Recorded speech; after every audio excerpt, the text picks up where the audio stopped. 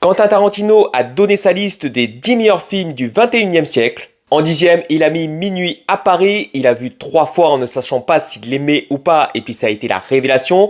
C'est vrai que c'est un superbe film, une belle et douce ambiance de nuit de songe à Paris. En 9e, il a mis Shaun of the Dead, il adore Edgar Wright et sa manière de recréer le style Romero à sa manière.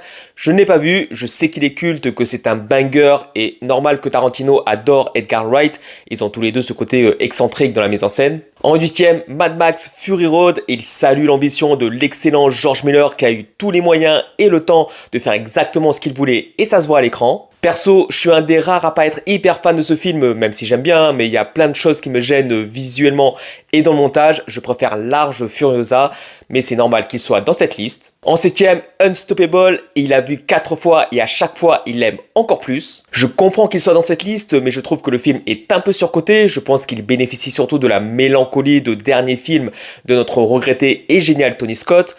Mais pour le sujet que c'est très bien mis en scène, très bien joué, mais ça reste juste efficace. En 6e, Zodiac, c'est en gros un magnifique film qui le transcende. Alors évidemment, c'est un gros oui pour ce film et pour l'avoir revu en 4K il y a quelques jours, qualité 4K exceptionnelle au passage. Oui, ce film c'est une construction narrative et visuelle de dingue, un anti-Seven qui est fascinant. En 5e, There Will Be Blood. Alors là, c'est un peu particulier parce qu'il encense Daniel Day-Lewis, mais il démonte Paul Dano, qui n'a pas été à la hauteur dans cette confrontation d'acteurs et qu'il plombe le film. Je sais pas d'où ça vient, ni pourquoi du coup il en veut autant à Paul Dano et qu'il l'exprime comme ça en plus, parce que pour moi du coup c'est principalement ce qui me plaît dans le film. Globalement, je suis mitigé sur ce film, mais il est culte pour beaucoup de gens. Ensuite en 4e, Dunkerque, et il trouve en gros ce film ahurissant, presque trop même. Et perso, là encore, j'ai du mal avec ce film, je le trouve techniquement incroyable, mais je trouve que le genre de film quasi sans dialogue, c'est pas ce qui va à Nolan. Terrence Malick sait très bien le faire, mais pas Nolan. En 3e, Lost in Translation, c'est un film qui l'a profondément touché.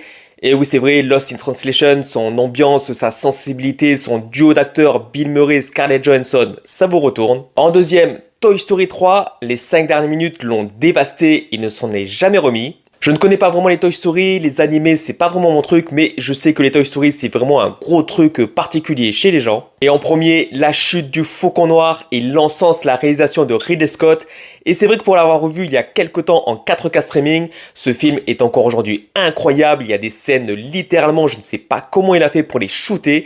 C'est une intensité dingue, la logistique chaotique et pourtant lisible du truc, c'est vraiment fou. C'est quand Ridley avait des choses à dire avec sa caméra, pas comme maintenant avec Gladiator 2.